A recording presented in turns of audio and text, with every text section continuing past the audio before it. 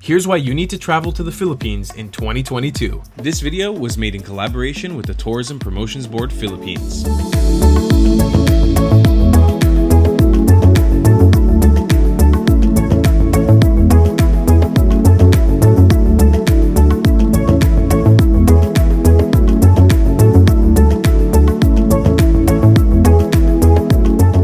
So I've broken down this video into 5 P's when visiting the Philippines in 2022. Let's start with our first P, the people. The Philippines is made up of a diverse group of people all across this island archipelago nation. They are accommodating, friendly, and absolutely beautiful. If there's one thing that everybody knows about the Philippines is that Filipino hospitality is unlike any other hospitality in the world. Filipinos will open their doors for you and take you in whenever you need if you are visiting their country. Being able to access the hearts of these amazing people while you're on your journey here in the Philippines will make you feel safe and welcome in this incredible island nation. And no matter where you find yourself, whether you're in the biggest cities like Manila, Cebu, or Davao, or if you're deep in the provinces in places like El Nido and Siargao, there's one thing that stays consistent between all Filipino people, and that is that they are super accommodating and friendly. So one of the biggest reasons to come to the Philippines is to interact and make friends with the amazing people that live here. I implore you, when you arrive this 2022 in the Philippines, to interact with and try to learn from the amazing cultural backgrounds that exist across this entire country, whether you're in Luzon, the Visayas, or Mindanao. There's a diverse history of culture between all of these different people groups, and whether it's ritualistic dances, ancient tattoo artists, you will find incredible Filipino people that you will connect with and eventually become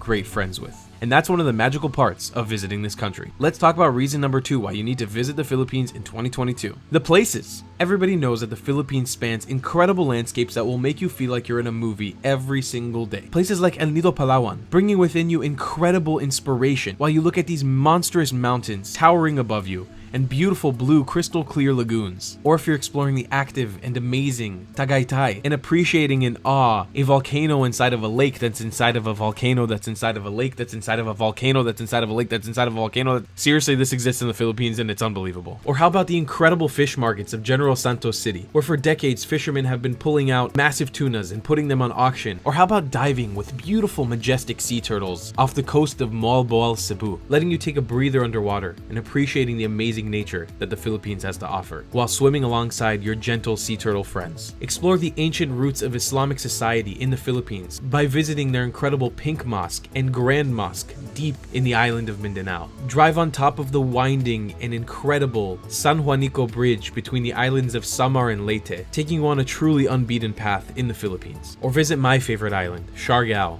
and come to appreciate the Isla de Palmas by basking in the sea of palm trees and enjoying incredible surf and incredible food. I could talk about places you can visit in the Philippines all day, every day, because I love this country and I love the islands that make it up. Now, we've actually made a top 5 places you should visit in the Philippines video, so I highly recommend that you go watch that now. But let's jump off to the food. I mean food. The Philippines has some seriously unrated food in the Asian sphere. A variety of distinct and again diverse flavors stretching from every single island of this incredible nation. So we've actually made a top 10 video of the best foods that you should try in the Philippines on your first visit here. So definitely go check that out now. But the Philippines palate is made up of sweet, salty, and savory flavors, with a huge focus on proteins like seafood, chicken, and beef. Philippines cuisine is made up from a diverse group of flavors, spanning from Spanish history, American history, Chinese influence, and many, many more nations that have stepped foot on this country and left their mark through the cuisine. Some of my favorites include a dish called ginataang langka, which is jackfruit stewed in coconut milk, a super healthy and hearty dish that will gear you up for an amazing day of adventure no matter where you are in this island nation. The classic chicken adobo, beautiful soft bristled chicken marinated in this awesome adobo sauce. You can find this in any Filipino household in any Filipino restaurant. Or one of my favorites,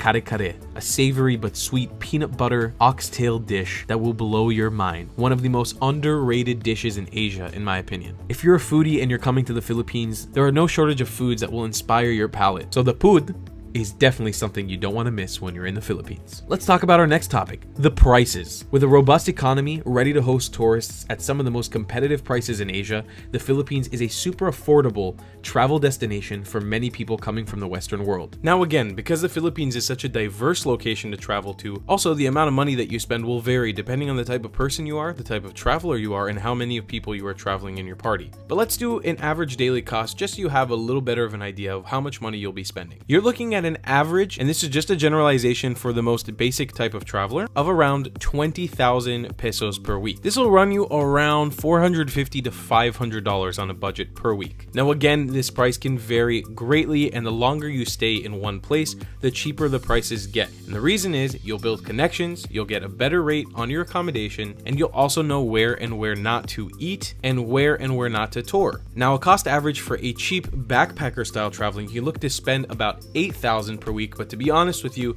depending on the province that you're in, I've been able to spend as little as 5,000 pesos per week, which is just around $100. Now again, I'm not going to promise you anything, and if you're a budget backpacker, it's not going to be super easy for you to spend only $100 a week, but depending on how local you get and how much you're willing to scrub off of your itinerary and be open to more local experiences and more people-to-people opportunities, you can definitely get by on a super low budget in the Philippines, and that's what makes this place such an inviting travel destination. And of course, for our luxury average cost, for 1 week, you're looking at around 53,000 pesos, or just over $1,000. Now again, this can vary wildly because there are some crazy exclusive and luxury resorts across the Philippines, and you can definitely hit over this mark. But at that point, if you're spending $1,000 a week traveling, you probably don't care too much. So enjoy yourself. Splurge, get a few halo-halos to share. You're gonna have a great time. Like I said, the Philippines is ready and open to host tourists from a wide variety of countries around the world. And with a post-pandemic economy, local businesses in the tourism sphere cannot wait to host you, whether they are a hotel, restaurant, tour organizer, or national park. As we mentioned in our people segment of the video, local Filipino people are ready to host you and make sure you get your bang for your buck. Because of their amazing hospitable culture, you'll make sure that every dollar or peso that you spend in this country will go a very long way for you. And the bottom line is the things that you can accomplish as a tourist here, especially when it comes to going off the beaten path, away from tourist destinations in Asia like Thailand, Vietnam, Cambodia, Laos, you'll be able to find truly untouched paradises in the Philippines, and ones that will not put a burning hole in your wallet, and that is a promise. And for our last P, let's talk about the protocols. Through this video, I've wanted to highlight to you guys how enticing it is to visit the Philippines in 2022, but now I want to talk to you guys about how easy it is. The Philippines knows it's more fun with you, so they want to welcome you back with some of the easiest protocols in any country in Southeast Asia when it comes to coronavirus protocol. All of the Philippines Department of Tourism information on the entry requirements can be found at visitor.tourism.gov.ph. This is going to be a dedicated page for you, potential tourists to the country, to be able to look and understand the regulations before visiting. This is updated regularly. So fully vaccinated foreign nationals, including their children, can now visit the Philippines, and anyone who's received at least one booster shot is exempted to present a pre-departure test. The Philippines is taking the return to tourism seriously, receiving the World Travel and Tourism Council's Safe Travel Stamp for its adoption of health and hygiene global standardized protocols, and they've thoroughly assessed and inspected the establishments across the country to assure only those who are accredited are operating.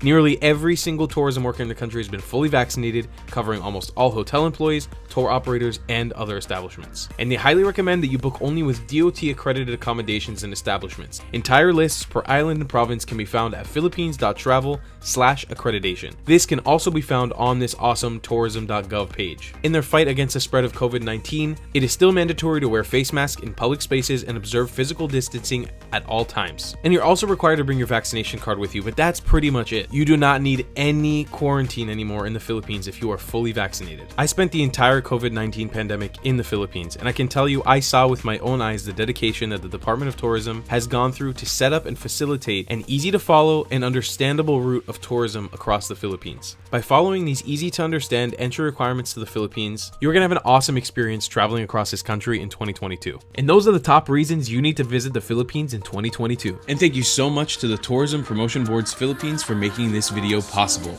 We'll see you in the Philippines, and I love you long time. Goodbye.